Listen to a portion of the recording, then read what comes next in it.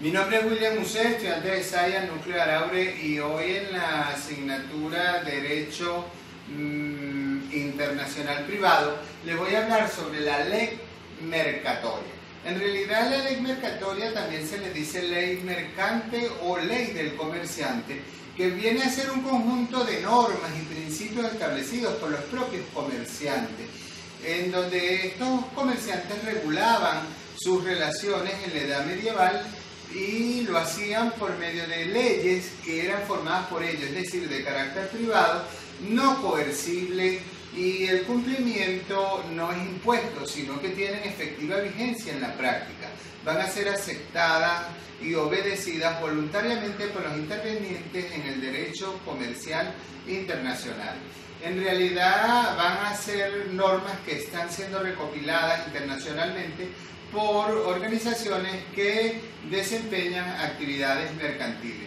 Si nosotros vamos a hablar de la utilidad de la ley mercatoria, podemos decir que radica en que al momento en que se presente una controversia entre comerciantes de dos países, entonces por el hecho de que es un contrato internacional, si las partes no han hecho una elección de decir cuál va a ser la sede donde se van a dirimir esas divergencias, entonces ya va a resultar aplicable para resolver esa situación. En realidad es de gran utilidad porque se aplica en lo que se refiere a lo que es el uso y la costumbre.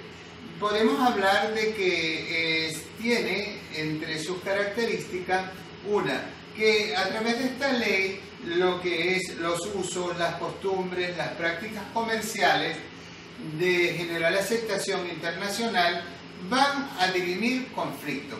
Otra característica es que el ordenamiento fue conformado para regir las relaciones de los comerciantes de un modo uniforme, es decir, a través de la aplicación obligatoria del uso y las costumbres comerciales que se vengan suscitando en la experiencia que ellos tengan. Y también constituye el derecho de los contratos aplicado independientemente de la ley, del lugar de la persona, de los partícipes que eran colocados en situación de igualdad. También voy a hablar de los principios UNIDROIT.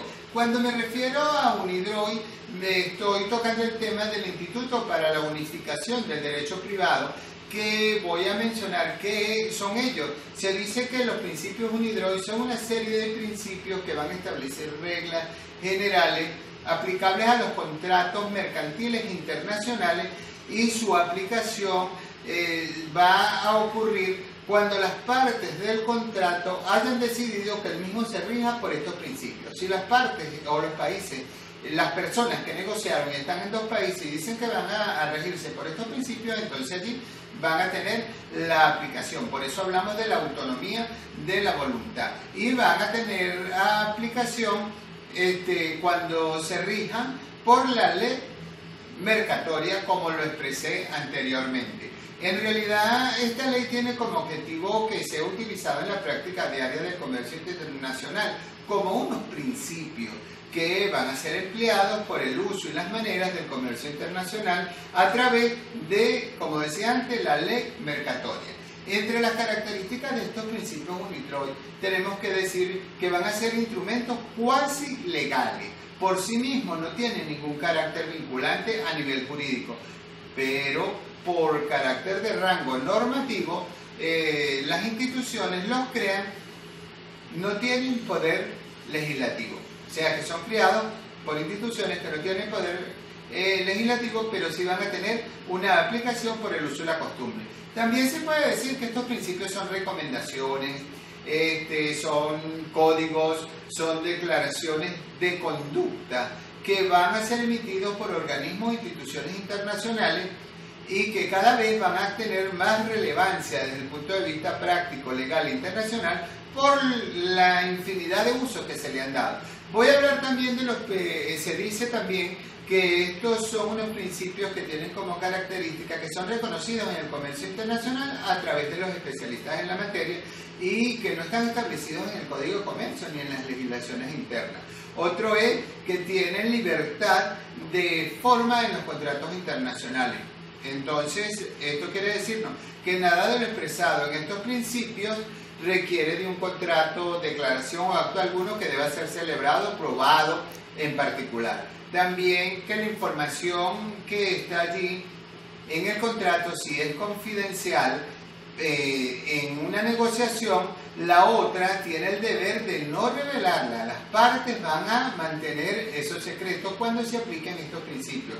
Y hay que destacar que ofrece unos estándares para regular las negociaciones previas. En este sentido, se debe destacar que la parte que negocia o interrumpe la negociación de mala fe es responsable por los daños y perjuicios causados a la otra parte. Voy a hablar ahora del alcance del principio de la autonomía de la voluntad de las partes, que forma parte de la ley mercatoria. Se dice que el principio de autonomía de las partes lo que nos va a señalar es la voluntad, que constituye una ley por sí misma, lo cual nos va a conllevar a concluir que la doctrina subjetivista no creó una diferencia entre el fundamento o base en el que lo estableció la voluntad de las partes. Siempre va a prevalecer lo que acuerden o regulen las partes para regular sus contratos.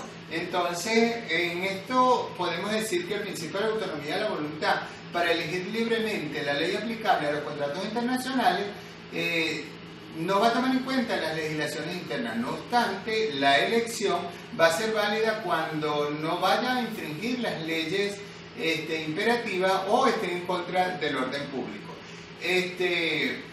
También se dice que en Venezuela, en el Código Civil, en el artículo 1159, va a decirnos que los contratos tienen fuerza de ley entre las partes y por tal motivo no pueden revocarse sino por mutuo consentimiento de las partes. También voy a hablar de las soluciones del derecho internacional privado en materia de obligaciones extracontractuales. Pues bien, las obligaciones extracontractuales no pasan de ser la obligación de reparar un daño derivado de un hecho distinto a la inejecución o ejecución forzosa de una obligación contractual. Entre las fuentes de esas obligaciones podemos mencionar el hecho ilícito, la gestión de negocio, el pago del indebido, el enriquecimiento sin causa.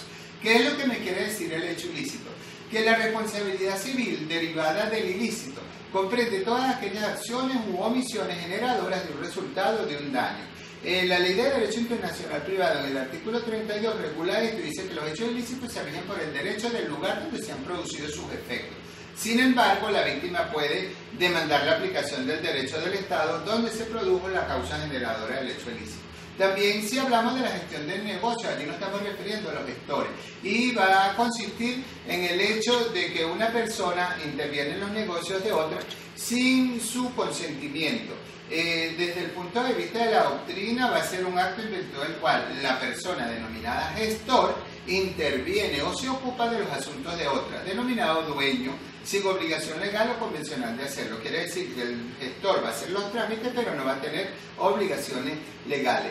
El pago de lo indebido. Cuando hago mención al pago de lo indebido, debo decir que este ocurre cuando por error una persona paga a otra una suma que no le debía o una suma mayor que sí le debía. Entonces, todo este pago supone una deuda. Lo que ha sido pagado sin deberse está sujeto a repetición. La posición que ha gozado de mayor aceptación en esta materia es la que sostiene la competencia de la ley del lugar donde se realizó el pago. También tenemos el enriquecimiento sin causa y va a comprender los actos por medio de los cuales una persona convierte en beneficio propio un bien ajeno o se aprovecha de alguna actividad de otra persona con daño para esta, sin que exista una relación jurídica que preconstituida que sirva de causa o legitime el beneficio o provecho del enriquecimiento. Esto era lo que les iba a comentar.